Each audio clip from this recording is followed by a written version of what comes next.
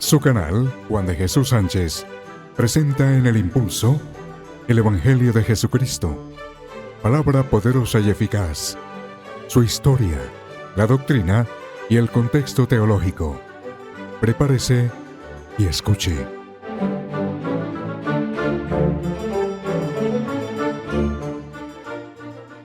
Este programa es el segundo sobre las Sagradas Escrituras y el pecado. Es la segunda parte. Pero me gustaría, pastor, que antes de poderle formular preguntas nos pudiera ubicar de acuerdo al tema que se venía desarrollando en el programa pasado para podernos ubicar en esta segunda parte de las Escrituras y el pecado, pastor. Claro que sí, con mucho gusto, querido hermano. Bueno, básicamente lo que nos hemos propuesto con usted, mi querido hermano, es que desarrollemos un programa en que anime y provoque el corazón de los oyentes a un juicioso estudio de la palabra de Dios. Y por esa razón hablamos de que vamos a hablar de, digámoslo, de 10 beneficios en generales de leer las Sagradas Escrituras, y de cada uno de los temas vamos a exponer 7 beneficios de cada uno. Así fue como en el programa anterior hablábamos específicamente de las Escrituras y el pecado, pero vale la pena recordar que si hay un versículo o si hay un texto bíblico que nos puede resumir en un solo texto los grandes beneficios de leer las Sagradas Escrituras, eso nos lo da la segunda carta a Timoteo, capítulo 3, versículos 16 y 17, donde el apóstol Pablo, inspirado por el Espíritu de Dios, nos dice allí que toda la Escritura es inspirada por Dios y útil para enseñar, para redarguir, para corregir, para instruir en justicia, a fin de que el hombre de Dios sea enteramente apto, bien preparado, bien pertrechado para toda buena obra. Y fíjese que ahí enfatizábamos en que el versículo claramente nos dice que no es para nuestra gratificación intelectual, o que no es únicamente para la especulación carnal, sino para que nos equipemos para toda buena obra y para enseñarnos y para corregirnos y para instruirnos. Entonces, con ese principio fundamental de la utilidad de las Escrituras, el primer punto que comenzamos a desarrollar fue el de las Escrituras y el pecado. Y veíamos que un individuo se beneficia espiritualmente cuando la misma palabra de Dios lo redarguye y lo convence de pecado. Porque podríamos decir que esta es la principal o la primera misión de las Escrituras.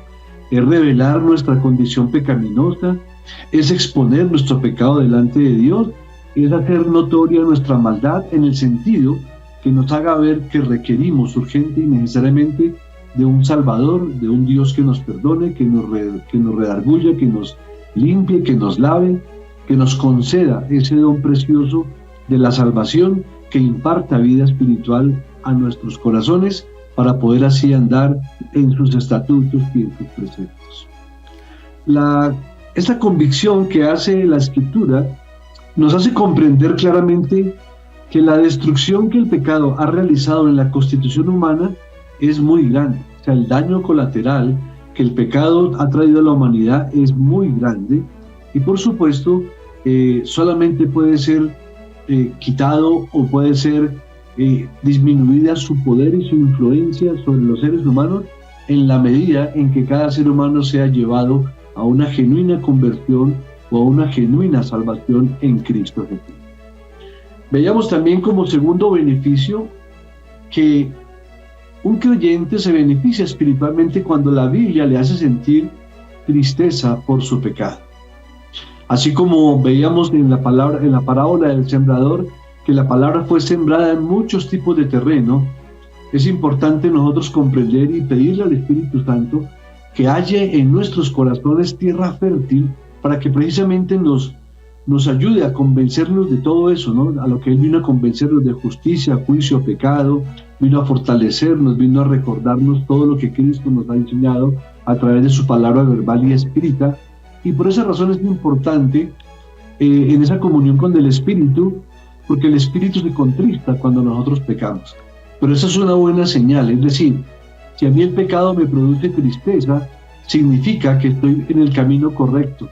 Lo grave sería que no me produjera ningún tipo de reacción o ningún tipo de aflicción o de tristeza, sino que esa es una muy buena alarma que nos hace recapacitar y reaccionar de manera pronta. Luego veíamos un tercer beneficio, y es cuando el creyente se beneficia de la palabra, cuando esta palabra lo conduce a la confesión de pecado. Entonces, primero, si está identificado el pecado, si la palabra nos hace sentir también por su espíritu tristeza por el pecado, esto nos debería llevar a esa consecuencia lógica de ir y confesar nuestros pecados, porque la palabra es beneficiosa para corregir, y un alma sincera reconocerá sus faltas. Un alma sincera querrá ser restaurado a una buena comunión con Dios y querrá experimentar paz en su corazón. Por eso vemos cómo el salmista suplicaba diciendo que bienaventurado el hombre, ¿no?, que a quien el Señor no inculpa de pecado. En Proverbios vemos cómo dice que el que encubre su pecado no prosperará, pero el que lo confiesa y se aparta alcanzará misericordia. O también en Juan 3:20 vimos la actitud y la comparación que había entre la actitud del fariseo con el publicano, cuando el publicano dice: Señor, esté propicio a mí pecador. Ese es un reconocimiento muy profundo, muy sincero de la condición pecaminosa, de la cual todo ser humano y todo creyente debe estar atento a corregir de manera inmediata.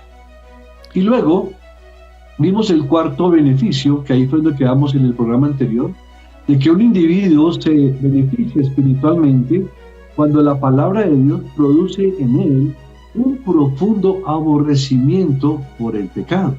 Ese también es otra muy buena, ¿cómo lo podemos llamar? Como un buen signo de que estamos en Cristo, cuando comenzamos a sentir aborrecimiento por el pecado, cuando el pecado ya nos molesta, nos fastidia, y lo podemos aborrecer, y más bien estamos anhelando las cosas celestiales. Dice la palabra de Dios en el Salmo 97:10 que Dios ama a los que aborrecen el mal.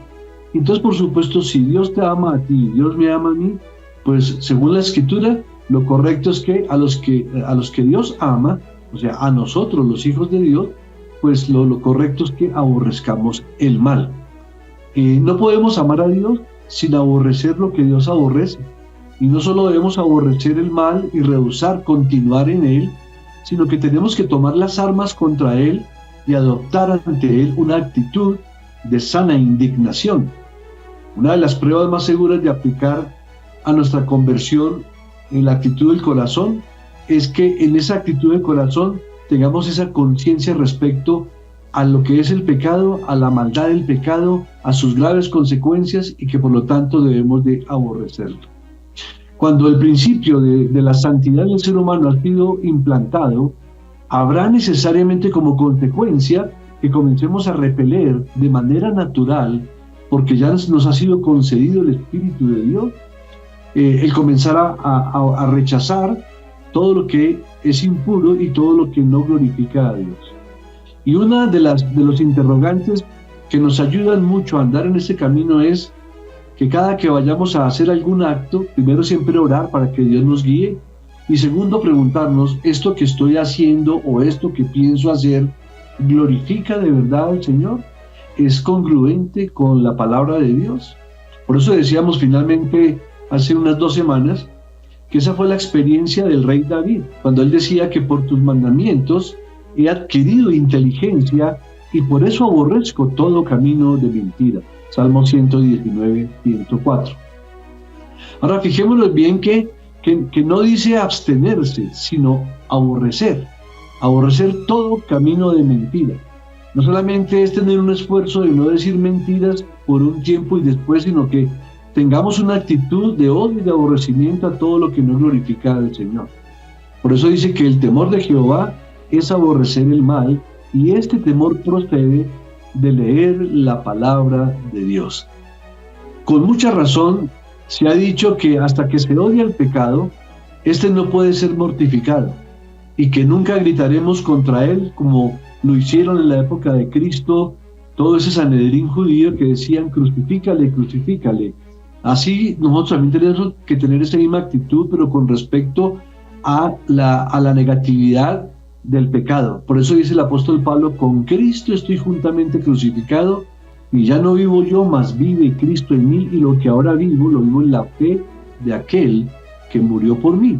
Entonces nosotros tenemos que aborrecer al pecado de tal manera que nos lleve a la diligencia de poderlo mortificar diariamente, porque es la labor de todo creyente mortificar el pecado de manera diaria, continua, constante, permanente, porque en nuestra naturaleza pecaminosa todos los días ofendemos de una u otra manera, ya sea de pensamiento, sea de palabras, o sea de acciones y hechos. Siempre tenemos que confesar y siempre tenemos que ir a Cristo en arrepentimiento y fe. Eso a manera de resumen de lo que vimos hace unas 2 semanas atrás. Hoy iniciaríamos con el quinto beneficio. Vamos a ver el beneficio número 5, 6 y 7 de este punto acerca de los beneficios de las Escrituras con respecto al pecado. Entonces dijimos primero que el pecado nos es revelado por las Escrituras, que el pecado debe ser confesado, que el pecado nos debe entristecer y que el pecado nos debe producir un profundo aborrecimiento por la Escritura nos debe producir un profundo arrepentimiento aborrecimiento por el pecado. El beneficio número 5 dice que un creyente se beneficia espiritualmente cuando la palabra lo hace abandonar el pecado. En 2 de Timoteo capítulo 2, versículo 19 dice: apártese de iniquidad todo aquel que invoca el nombre de Cristo. Cuanto más se lee la palabra de Dios con el objetivo definitivo de descubrir lo que le agrada y lo que le desagrada al Señor, entonces más conoceremos cuál es su bendita y perfecta voluntad. Y si nuestros corazones son rectos respecto a Él, entonces más se van a conformar nuestros caminos a la voluntad del Señor. Habrá un andar en la verdad, como lo dice 2 de Juan capítulo 4. Y por esa misma razón el apóstol Pablo en la segunda carta, finalizando la segunda carta a los Corintios en el capítulo 6, nos da unas preciosas promesas para aquellos que se separan de los infieles. Obsérvese, hermanos, que aquí la aplicación que hace el Espíritu Santo de ellas no dice sino así: así que, hermanos, puesto que tenemos estas promesas, consolémonos y tengamos satisfacción en las mismas. Sino lo que más bien dice es: limpiémonos de toda contaminación de carne y de espíritu, perfeccionando la santidad en el temor de Dios. Y muchas veces lo interpretamos de manera incorrecta, como la primera porción que leí, ¿no? Consolémonos en las promesas y tengamos muy buena satisfacción en ellas, sino lo que más bien dice es que nos limpiemos de toda contaminación de carne y de espíritu, perfeccionando la santidad en el temor de Dios. Eso está en 2 de Corintios capítulo 7, versículo 1. También nos dice el apóstol Juan, en Juan capítulo 15, versículo 3, vosotros ya estáis limpios por la palabra que os he hablado. Y aquí encontramos otra regla importante con la cual deberíamos ponernos frecuentemente a prueba nosotros mismos. ¿Está produciendo la lectura y el estudio de la palabra de Dios en mí una limpieza en mis caminos? Esa es una pregunta bien interesante que todo creyente nos debemos de hacer. Anteriormente, en el libro de Proverbios se hizo la misma pregunta: ¿con qué limpiará el joven su camino? Y la divina respuesta fue la siguiente: con guardar tu palabra. Entonces, es así, es no simplemente con leerla, no simplemente con creerla, inclusive no simplemente con aprenderla de memoria, sino que tiene que haber una aplicación personal de la palabra de Dios en el camino de cada creyente. Es guardando esas exhortaciones que nos da la palabra de Dios cuando nos dice, por ejemplo, huye de la fornicación, o huye de la idolatría, huye de estas cosas, aléjate de las pasiones juveniles, del amor al dinero. Es decir, que el cristiano es llevado a una separación práctica del mal, porque el pecado ha de ser no solo confesado, sino también debe ser abandonado. Esto con respecto al quinto beneficio de leer y de sujetarse y de someternos y de aplicar de manera práctica las benditas y las sagradas Escrituras. Y pastor, nos hacen una pregunta, que ¿qué diferencia hay entre leer las Sagradas Escrituras, examinarlas y aplicarlas? Ok, uno las puede leer, como lo dijimos en un principio, usted puede leer la Biblia o por curiosidad, o simplemente por adquirir un conocimiento teológico, o simplemente por cultura general. Pero siempre se nos ha enseñado por las mismas Escrituras que cuando yo voy a leer la palabra de Dios, si anhelo que ella, yo la pueda meditar, la pueda analizar, la pueda saborear, me va a permitir de una manera más sencilla poderla aplicar a mi vida. Porque yo puedo leer un mandamiento y no obedecerlo. Entonces la leí, pero no la estoy obedeciendo. Puedo leer el mandamiento, puedo tener intelectualmente la convicción de que eso es lo que tengo que hacer, pero mi voluntad se resiste a ponerlo en práctica. Entonces, la palabra de Dios nos da mandamientos, nos da principios, nos da preceptos, nos da leyes, nos da consejo y nos puede dar mucha información. Pero si yo no voy a ella con ese espíritu de humildad, de querer ser enseñado, de querer ser redarguido, de hacerle preguntas a la palabra de Dios, ahí es donde está la diferencia a leerla o simplemente memorizar un versículo pero no aplicarlo a nuestra vida. Yo tengo que preguntarle a la palabra de Dios qué me quiere decir, qué me está enseñando, qué debo corregir en mi vida, qué acciones debo emprender, qué principios debo guardar y a quién debo perdonar o si tengo que pedir perdón yo. O sea, la palabra de Dios me guía. Yo tengo que preguntarle qué, quién, cuándo y cómo hacer su bendita y perfecta voluntad. Segundo, yo tengo que ir a ella con un espíritu de humildad, quitando las prevenciones y las distracciones en mi mente y en mi corazón. Y para ello tengo que orar pidiendo la ayuda, la dirección y la guía del Santo Espíritu de Dios. Y tercero, es actuar con respecto a lo que hemos aprendido. Entonces, si el Señor me dice que debo perdonar a alguien, debo hacerlo. Si me dice que debo pedir perdón a alguien, debo ir. Si me dice que tengo que pedirle perdón al Señor, debo hacerlo. Si me dice que tengo que ser más diligente en todas mis cosas, debo obedecerlo. Y así es como la palabra de Dios diariamente me alimenta, me fortifica, me vivifica, me santifica y por su Espíritu, por supuesto, me guía a comprenderla y me da el poder para poderla aplicar. Bien, pastor, bien interesante todo lo que nos está compartiendo el pastor Antonio. Muy importante que sigamos esta enseñanza, toda vez que a raíz de esta pregunta que nos hacía una persona que no tengo registrado acá en mi WhatsApp, la persona en verdad de lo que es leer las Sagradas Escrituras, como decía el pastor, a veces lo hacemos por un ejercicio intelectual, y hay muchas personas que sin ser cristianos y sin creer en el Evangelio conocen muchas las Escrituras.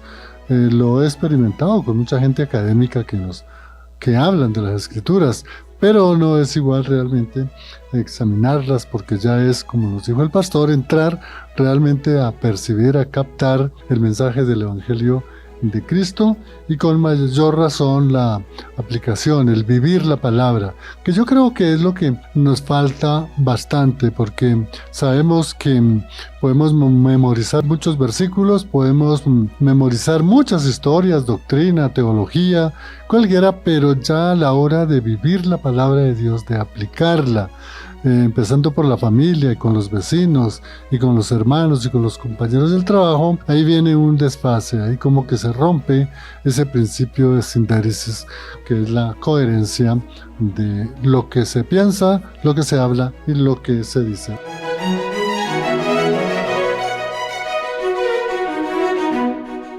Pastor, nos ha hecho referencia en este programa sobre, en verdad, lo que digamos nos lleva a estudiar las Sagradas Escrituras, y especialmente lo que nos anima para poder abandonar el pecado el pecado, cuando reconocemos el pecado como lo enseñaba el pastor, pues lo vamos abandonando. Pero de otra parte, qué bueno que pudiéramos, pastor, cómo la lectura, el examen, la aplicación de las Sagradas Escrituras ayudan precisamente a que nosotros rechacemos el pecado, que vayan en contra del pecado. Qué bueno que nos pueda indicar cómo hacer esa lectura de las Sagradas Escrituras. Bueno, primero tenemos que acercarnos a las Escrituras con una convicción profunda de que es el único libro que existe en el mundo entero, por no decir en el universo, que es inspirado por Dios. Entonces, cuando yo voy a las Escrituras y voy con esa predisposición positiva de que Dios me va a hablar a través de su palabra, y me acerco a ella con esa reverencia, como quitando el calzado de mis pies, porque cuando yo abro las Sagradas Escrituras debo comprender que voy a entrar a Tierra Santa, porque es la palabra del Señor. El problema es que muchos hermanos, incluyendo hermanos que en la fe, leen las Escrituras por porciones cortas, aisladas, sin mirar su texto, su contexto, y lo que implicó la enseñanza para la gente de la época para la cual fue escrita, y qué aplicaciones puede tener para nuestras vidas en el día de hoy. Entonces tenemos que partir de la premisa de que es la palabra de Dios, inerrante, infalible, todopoderosa, santa, que vivifica, que convierte, que edifica, que trastorna, que da luz y, ante todo, que es como ir a Tierra Santa, sabiendo que es el único libro en el universo que ha sido inspirado por Dios, inspirado por el Espíritu Santo e inspirando a los hombres que desde la perspectiva humana la escribieron, pero todos ellos inspirados por el Espíritu Santo. Cuando yo me acerco a la palabra de Dios de esa manera, como con esa predisposición positiva, lo más seguro es que voy a poder comprender y voy a poder deleitarme más en su lectura y en su meditación. Pero por supuesto, debemos de ir a ella no solamente con reverencia, sino con fe, porque sin fe es imposible agradar a Dios. Fe en que todo lo que está escrito allí es la voluntad perfecta de Dios, es su carácter, son sus mandamientos, es la situación del ser humano, y ver cómo todo ese plan de redención y todo ese plan de revelación que está expuesto desde Génesis hasta Apocalipsis es totalmente inspirado por Dios. Eso me da confianza en la palabra de Dios. Por eso puedo decir, como lo dice el escritor, que la palabra de Dios es más cortante que toda espada de dos filos, porque penetra hasta partir el alma, hasta lo más profundo de nuestros corazones. Si yo voy a ella con una actitud simplemente de leerla como cualquier otro libro, por supuesto me voy a perder de poder experimentar esas preciosas perlas, esas preciosas bendiciones que ella tiene para mí, que me fortalecen, que me edifican, que me vivifican y que me ayudan a comprender y a entender a Dios. De hecho, el Señor en Jeremías lo establece claramente. Él quiere que lo entendamos y quiere que lo comprendamos, porque estas cosas quiero, dice el Señor. Entonces, yo puedo entender muchas cosas, pero no comprenderlas. O las puedo comprender mentalmente, pero no llevarlas a una aplicación práctica.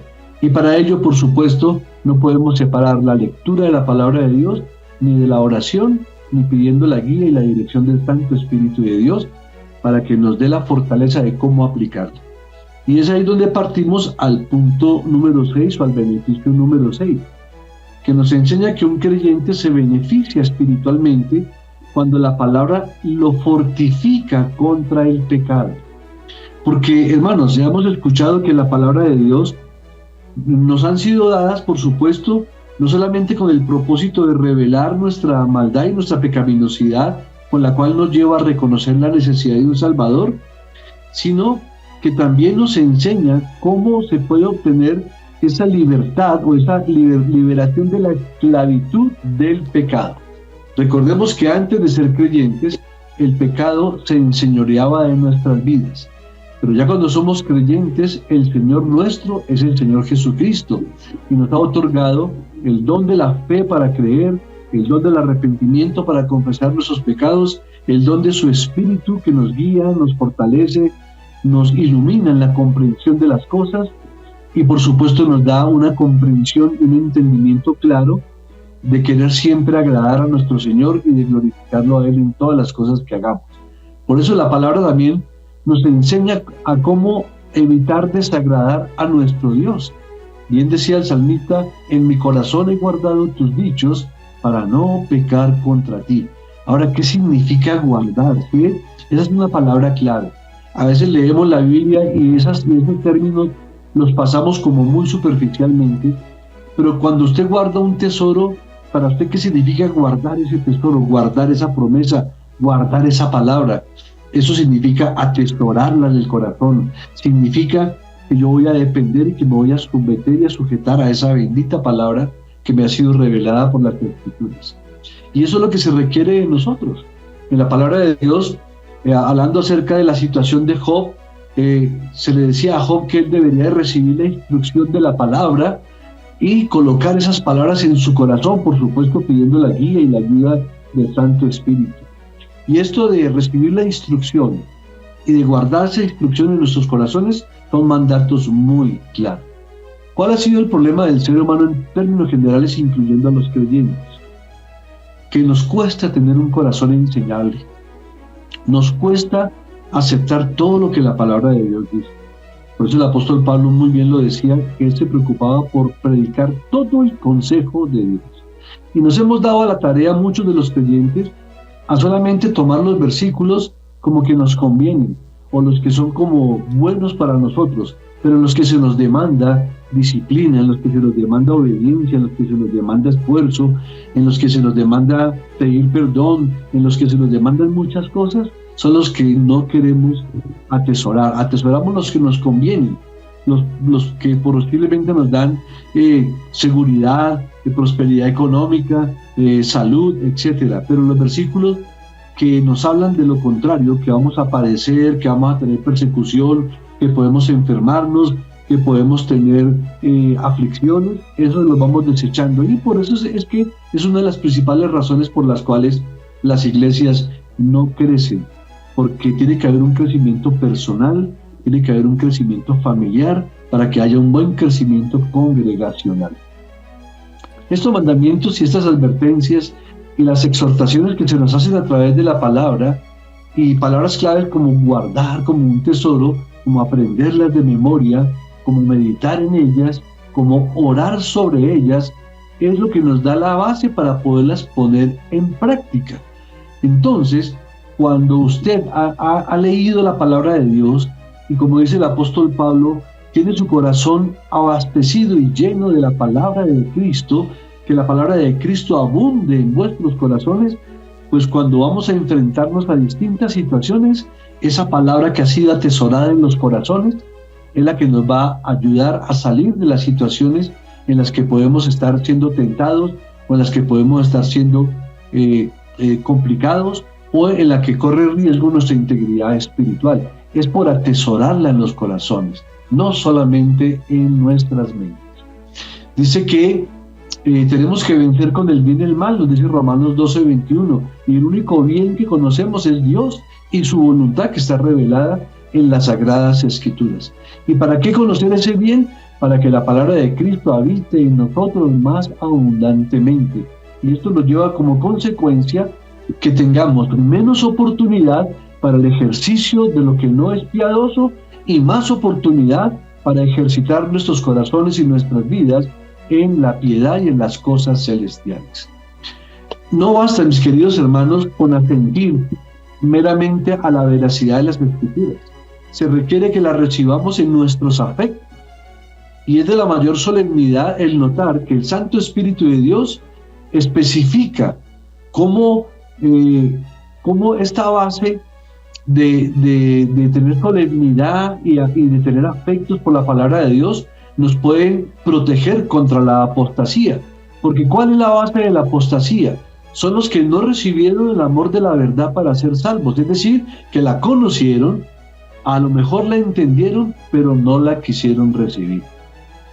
Si se nos queda solamente en nuestra lengua o en nuestra mente, es un asunto del cual hablaremos puras especulaciones. Cuando no profundizamos en la palabra de Dios, cuando no la atesoramos, todo lo que podamos expresar de ella se va rápido y se convierten en meras especulaciones y se pueden desvanecer todos esos principios aprendidos. Porque la semilla que permanece en la superficie pronto es arrebatada por las aves de los cielos. Por tanto, debemos cavar y esconder en la profundidad de nuestro ser y atesorar la palabra de Dios. Y ojalá decirle al Espíritu de Dios que esa palabra que escuché y que está en mi mente, el Espíritu la atesore y me la haga bajar a mi corazón y que me sature cada vez más y más de su bendita palabra.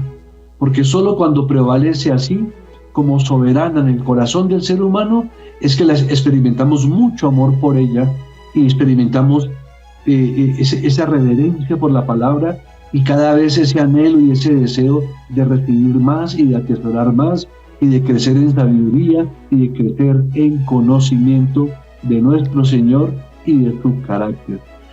Cuando hacemos eso, la palabra de Dios entonces permanece constantemente en nuestras vidas y en nuestros corazones. También podemos decir, finalizando este punto 6, que no nos queda pendiente sino uno, es que nada más nos guardará de las infecciones de este mundo, sino que nos librará de las tentaciones, no solamente de las tentaciones de nuestro propio corazón, no solamente de las tentaciones del mundo, sino por supuesto de las tentaciones de Satanás. Y será tan efectiva para preservarnos del pecado, porque la palabra de Dios que se recibe con afecto nos dice que la ley de su Dios está en tu corazón. Cuando tú tienes la palabra de Dios atesorada en tu corazón con afecto, la ley del Señor, la voluntad del Señor está en tu corazón y por lo tanto te protege de que tu pie no resbale, como lo dice Salmo 37, 31. Cuando la palabra de Dios es realmente amada, vamos a ser preservados de caer. Miremos que cuando José fue tentado por la esposa de Potifar, ¿qué dijo él? ¿Cómo haría yo este gran mal y pecaría contra Dios? Génesis 39:3, ahí vemos una aplicación práctica de cómo poner en práctica la palabra del Señor. La palabra de Dios estaba en el corazón de José y por eso él tuvo el temor y tuvo el poder para prevalecer sobre ese deseo carnal. La santidad inefable, el gran poder de Dios que es capaz a la vez de salvar y a la vez también de destruir. Nadie sabe cuándo va a ser tentado. Ni tú ni yo podemos saber cuándo nos pueda sorprender la tentación del pecado, pero lo que sí podemos hacer es estar preparados con la palabra de Dios para ello. ¿Quién de vosotros dará oídos y escuchará respecto al porvenir? Decía el profeta Isaías. Si hemos de ver venir nuestros corazones para los casos inesperados, debemos de prepararnos atesorando la palabra de Dios.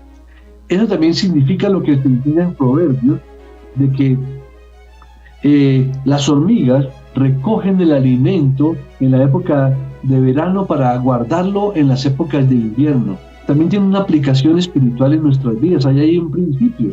Tenemos que estar preparados por la palabra del Señor, porque no sabemos qué pueda venir mañana.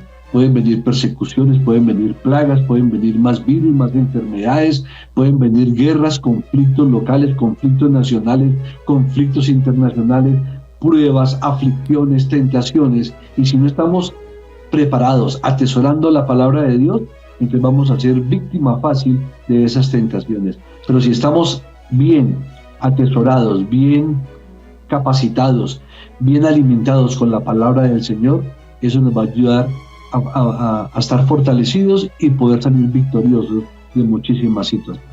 Sí, señor. Tenemos una pregunta desde Samacá. Alberto Aponte le pregunta al pastor si es necesario para poder entender y vivir la palabra, las Sagradas Escrituras, conocer la gramática griega o hebrea. ¿Qué le decimos a Alberto Aponte? Bueno, si decimos que es estrictamente necesario, estaríamos limitando el poder de la palabra de Dios a muchas personas que no puedan tener ese nivel de conocimiento, digámoslo, académico, teológico o gramatical. La palabra de Dios está diseñada de tal manera por el Señor que aún la puede comprender el más sencillo de los hombres, el más humilde de los campesinos, y aún la persona más iletrada en el mundo puede tener textos bíblicos que lo pueden llevar a atesorar la palabra de Dios, a creer en ella. Y de hecho este fue uno de los asuntos que fueron bien importantes cuando en la época de la Reforma se crearon las famosas confesiones de fe y los catecismos. Porque observe que las confesiones de fe o los catecismos, o yendo más específicamente, hablemos de los credos, ¿no? El que conocemos como el famoso credo apostólico, le fue enseñado a la gente que aún era iletrada. Pero ¿qué decía ese famoso credo? Creo en Dios Padre Todopoderoso, Creador del cielo y de la tierra, de todo lo visible y de todo lo invisible. Creo en Jesucristo, su Hijo unigénito, que se encarnó, que se hizo hombre, que se humilló, fue hasta la muerte de cruz, que padeció bajo el poder de Poncio Pilatos. Creo en el Espíritu Santo. Entonces ahí en el credo quedó establecida la creencia en la Trinidad, Padre, Hijo y Espíritu Santo. Y luego el credo, ¿qué más nos dice? Creo en la Santa Iglesia Universal. Entonces ese credo era aprendido por la gente que no era preparada académicamente, y ellos cualquier doctrina que los sacara de los lineamientos de ese credo apostólico que resumía la doctrina de la iglesia bíblica, entonces ellos rechazaban esas cosas. Por otro lado, si hablamos de pastores y maestros, pues sí es importante que conozcan un poco acerca de lo que es, aún pueden no conocer el sistema, el lenguaje griego o hebreo escritural, pero hoy día existen muchos recursos bíblicos que nos ayudan, como son diccionarios, como son los logos, como son una cantidad de herramientas que nos dan a comprender el significado de cada palabra, porque cada palabra tiene distintos significados. Pero también nos ayuda a conocer lo que significa la palabra desde la perspectiva bíblica o teológica. Entonces, la palabra de Dios es revelación, no es ocultación.